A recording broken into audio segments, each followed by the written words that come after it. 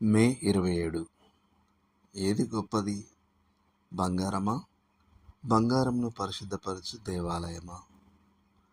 మత్తయి 23:17.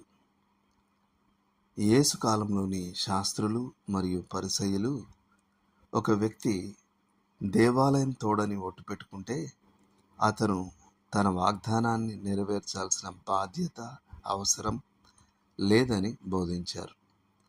కానీ అతను దేవాలయపు బంగారపు తోడని ఒట్టు పెట్టుకుంటే అది వేరే కథ. అతను ఆ ప్రమాణానికి బద్ధుడు. బలిపీఠం తోడని ఒట్టు పెట్టుకోవడానికి, దానిపైనున్న అర్పణ తోడని ఒట్టు పెట్టుకోవడానికి మధ్య కూడా వారు ఇదే తప్పుడు భేదాన్ని చూపారు. మొదటి ప్రమాణాన్ని మీరవచ్చు, రెండవ దానికి కట్టుబడి ఉండాలి. ప్రభువు వారితో వారి విలువల విధానం పూర్తిగా వక్రీకరించబడిందని చెప్పాడు. బంగారానికి ప్రత్యేక విలువనిచ్చేది దేవాలయమే, మరియు అర్పణను ప్రత్యేకపరిచేది బలిపీఠమే. దేవాలయము భూమిపై దేవుని నివాస స్థలం. ఏ బంగారమైనా పొందగల అత్యున్నత గౌరవం ఆ నివాసంలో ఉపయోగించబడటమే. దేవుని మందిరంతో దానికున్న సంబంధం దానిని ఒక ప్రత్యేకమైన రీతిలో వేరుపరిచింది. బలిపీఠము మరియు దానిపై ఉన్న అర్పణ విషయంలో కూడా ఇంతే. బలిపీఠము దైవిక సేవలో ఒక భాగం.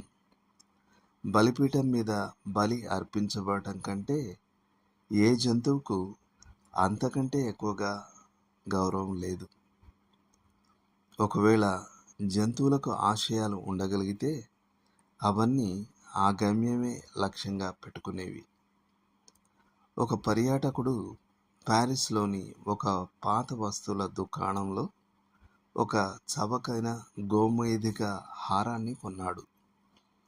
న్యూయార్క్లో అతను అధిక సుంకం చెల్లించాల్సి వచ్చినప్పుడు అతనికి దాని విలువ తెలుసుకోవాలనే కుతూహలం కలిగింది. అతను దాని విలువను కట్టించడానికి ఓ నగల వ్యాపారి వద్దకు వెళ్ళాడు, మరియు ఆ వ్యాపారి అతనికి 25,000 ఇవ్వజూపాడు. రెండవ నగల వ్యాపారి 35,000 రూపాయలు ఇవ్వజూపాడు. అది ఎందుకు అంత విలువైందని అతను అడిగినప్పుడు ఆ నగల వ్యాపారి దానిని ఒక భూతద్దం కింద పెట్టాడు. ఆ పర్యాటకుడు ఇలా చదివాడు: నెపోలియన్ బోనపార్టే నుండి జోస్విన్కు. నెపోలియన్ పేరు ఆ హారాన్ని అంత విలువైనదిగా చేసింది. దీని అన్వయింపు స్పష్టంగా ఉండాలి. మనం ఏమీ కాని వారం మరియు ఏమీ చేయలేని వారం. ప్రభువుతో మరియు ఆయన సేవతో మనకున్న సంబంధమే మనల్ని ఒక ప్రత్యేకమైన రీతిలో వేరు చేస్తుంది. స్పర్జన్ చెప్పినట్లుగా, కల్వరితో మీకున్న సంబంధమే మీ గూర్చిన అత్యంత అద్భుతమైన విషయం.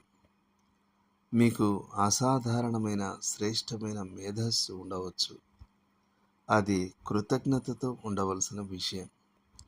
కానీ ఇది గుర్తుంచుకోండి, ఆ మేధస్సు ప్రభువైన యేసుక్రీస్తు కొరకు ఉపయోగించబడినప్పుడు మాత్రమే అది దాని అత్యున్నత గమ్యాన్ని చేరుకుంటుంది. నీ మేధస్సును పరిశుద్ధపరిచేది క్రీస్తే. లోకం అధిక వెల చెల్లించడానికి సిద్ధంగా ఉన్న తలాంతులు మీకు ఉండవచ్చు. వాటికి సంఘం చాలా అల్పమైనదని మీరు అనుకోవచ్చు కూడా. కానీ నీ తలాంతులను పరిశుద్ధపరిచేది సంఘమే గాని నీ తలాంతులు సంఘాన్ని పరిశుద్ధపరచవు. మీ వద్ద కట్టల కొద్దీ డబ్బు ఉండవచ్చు. మీరు దానిని కూడబెట్టుకోవచ్చు. స్వంత సుఖ భోగాల కోసం ఖర్చు చేయవచ్చు, లేదా దేవుని రాజ్యం కొరకు ఉపయోగించవచ్చు.